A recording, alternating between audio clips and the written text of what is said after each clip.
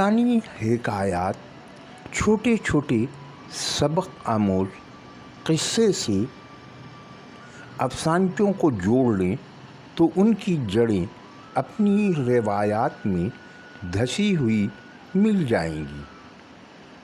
यहाँ ये बात काबिल ज़िक्र है कि मंटो के बाद पाकिस्तान में डी.एस. शाह और अब्बास खां के बाद किसी बड़े अफसाना निगार ने इस सिंफ में तबा आजमाई नहीं की।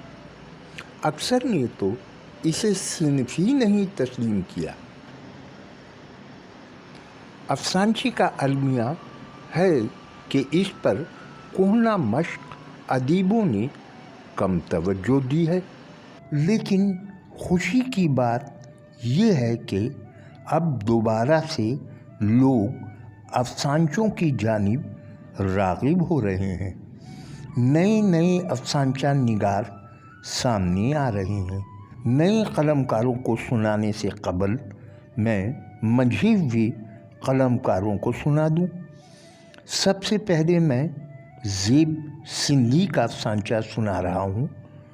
ज़ेब सिंधी का शुमार उन अफसानचा निगारों में होता है जिनके अफसानचे दिल पर लगते हैं। उनका अफसानचा अमृता की मौत सुनती है।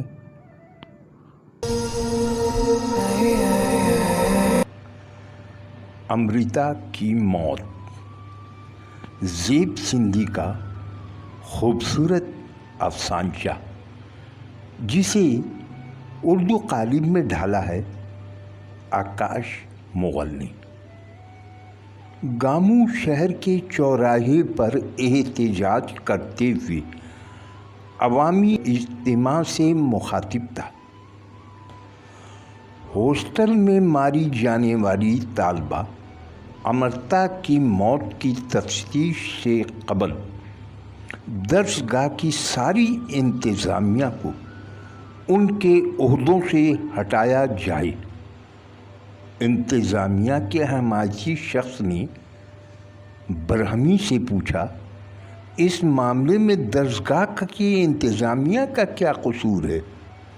गामू चीख कर बोला, असल मुजरिम से बड़ा मुजरिम वो होता है जो जुर्म पर पर्दा डालने की कोशिश करे।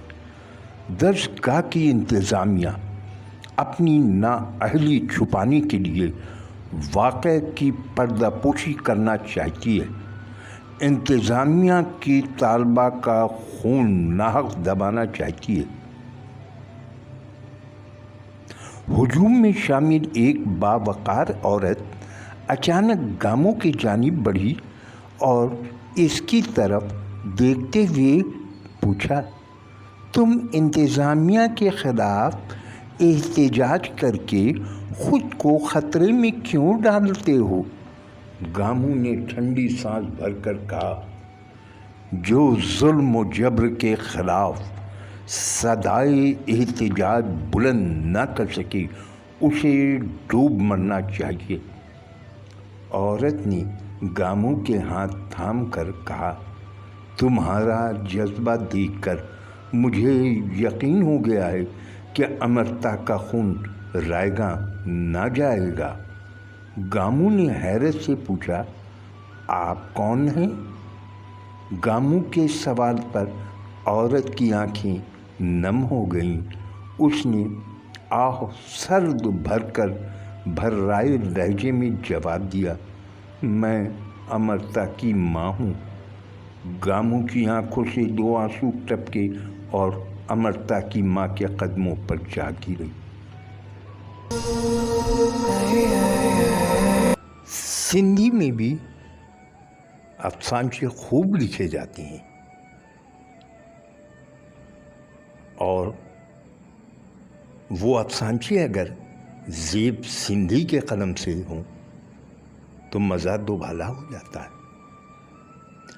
आइए ज़ेब सिंधी का अफसानचा सुनते हैं, शायर का बेटा, जिसे उर्दू कालिब में जनाब प्रोफेसर आकाश मुगल ने ढाला है। शायर کاغذ پر قافیوں کے ترتیب سجائے تصوراتی محبوبہ کے تصور میں غرق غزل لکھنے کی کوشش کر رہا تھا۔ ساتھ ہی ساتھ وہ زیر لب گنگنا رہا تھا، فائلتن فائلتن فائلات۔ شاعر کا بیٹا موبائل فون کا اسپیکر کھولے اونچی آواز میں اپنی محبوبہ سے محض گفتگو تھا۔ میں آسمان سے تارے توڑ کر تمہاری چنری پر ٹانک دوں گا میری جان۔ موبائل فون میں سے پہلے لڑکی کا قہقہا سننے میں آیا، پھر لڑکی کی آواز سنائی دی، میری چنری پر ستارے ٹانکو گے، کسی درزی کی اولاد ہو کیا؟ شاعر نے غصے سے پیچ و تاب کھاتے ہوئے اپنے بیٹے کو گھولا۔ شاعر کے بیٹے نے فون پر بات کرتے ہوئے بڑے فخر سے محبوبہ کو بتایا، شاعر کا بیٹا ہوں، شاعر کا۔ شاعر نے بیٹے کی طرف دیکھ کر غصے سے کہا، ذرا آہستہ بولو، میرے تخلیقی عمل میں دخل در معقولات مت کرو۔ شاعر کے بیٹے نے باپ کی طرف دیکھتے ہوئے بیزاری سے جواب دیا، آپ بے شک خیالی پلاؤ پکائیں، مگر خدا کے واسطے میرے اصلی عشق کا تو مذاق کرکرا نہ کریں۔ بیٹے کا جواب سن کر شاعر بڑی مشکل سے سوچا ہوا مصرع بھی بھول گیا۔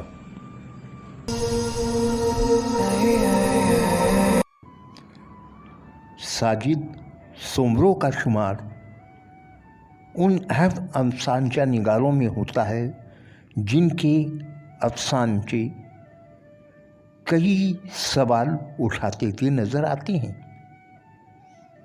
مسائل کو وہ بڑے ہلکے پھلکے انداز میں بیان کر جاتے ہیں جو ہر ذہن میں ایک نیا سوال اٹھا دیتا ہے۔ تو آئیے چلتے ہیں ان کے افسانچوں کی جانب۔ ان کا پہلا افسانچہ ہے جس کا عنوان ہے سانپ۔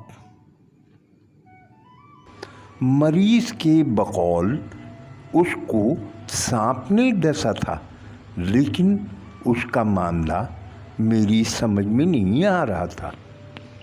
چہرہ مکمل سرخ ہو گیا تھا، دل بری طرح زخمی تھا، کلیجہ پھٹنے کو آیا ہوا تھا اور دماغ اضطراب سے بھرا ہوا تھا۔ میں نے پوچھا، سانپ بڑا تھا یا چھوٹا؟ اس نے جواب دیا، پتہ نہیں۔ کس رنگ کا تھا؟ پتہ نہیں۔ کس جگہ ڈسا؟ پتہ نہیں۔ کچھ نہ کچھ تو یاد ہوگا، کوئی علامت یا کوئی نشانی ہی بتا دو۔ کہنے لگا، اور تو کچھ پتہ نہیں، بس اتنا یاد ہے کہ وہ سانپ آستین سے نکلا تھا۔ ساجد سومرو کا نیا افسانچہ سنتے ہیں۔ عنوان ہے تسلی۔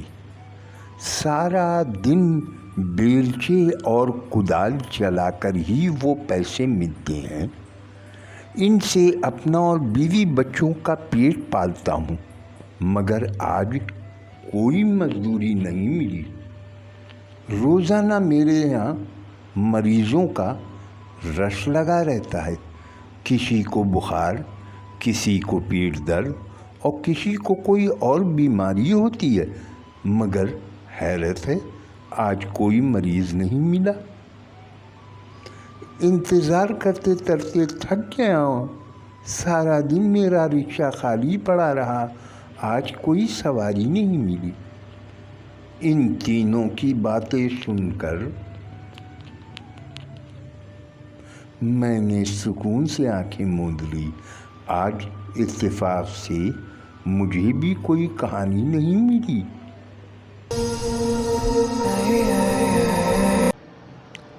علیم اسماعیل का अफसानचा जानवर सुनते हैं। एक कुतिया के पीछे दो कुत्ते लगे हुए थे।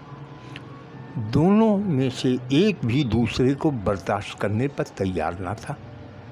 दोनों में लड़ाई हुई और ताकतवर ने कमज़ोर को भगा दिया।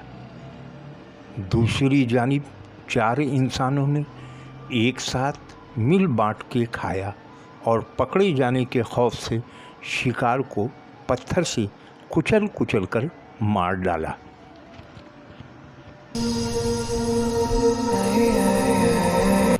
मांस।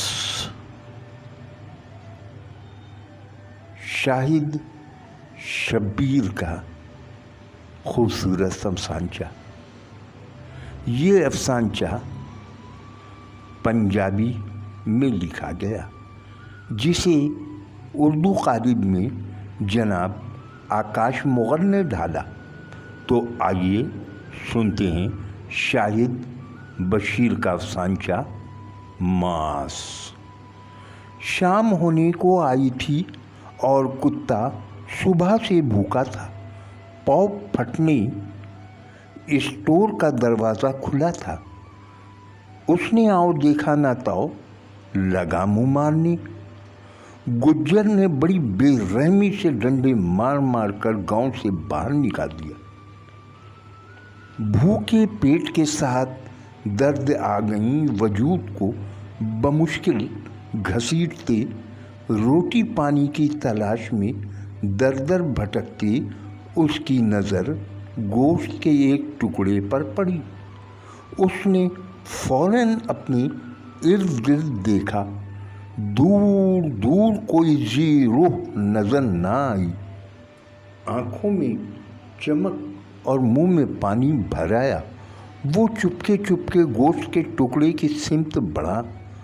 करीब पहुंचकर उसने जबड़ा खोला ही था कि ऊपर से एक चील बर्क़ रफ्तारी से नीचे आई और एक ही जश्न में गोश्त उचक आसमान की तरफ उड़न छू हो गई।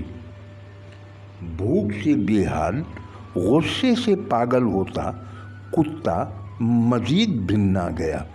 उसने फुर्ती से चील की तरफ दौड़ लगाई। बहुत दौड़ा, बड़ा भूखा मगर बेसुध।